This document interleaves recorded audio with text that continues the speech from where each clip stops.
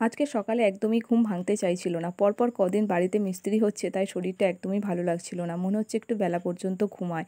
প্রায় ৫টা বাজতে না বাজতেই ঘুম ভেঙে গেছে। আবার ঘরে মিস্ত্রি হচ্ছে সেই কথা মনে করে আর না ঘুমিয়ে কাজবাজ করতে লেগে গেলাম। এই যে সকালবেলা সব বাসি কাজকর্ম সারা হয়ে গেছে। এখন এই যে মিস্ত্রিদের জন্য চা বিস্কুট দিয়ে আসলাম। আর আমি চা বিস্কুট খাই না, তো সেই জন্য একটু গরম জলে লেবু দিয়ে খেয়ে নিলাম। তারপরে এই যে স্নান টান করে নেওয়া হয়ে গেছে, আর ঠাকুরের পূজা করব, সেই জন্য গাছে থেকে ফুল তুলে নিচ্ছি।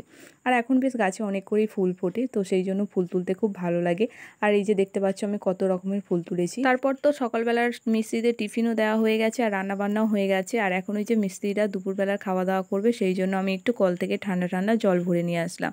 আর কি কি রান্না করেছি তোমাদেরকে একটু দেখিয়ে দিলাম। যেহেতু নিরামিষ, তাই সব রান্নাবান্না নিরামিষ হয়েছে। আর মিস্ত্রিদের জন্য দুটো ডিম ভেজে দিয়েছি। তারপরে এই যে দুপুরবেলা মিস্ত্রিদের খাবার জন্য ভাতের থালাটা আমি বেড়ে দিচ্ছি।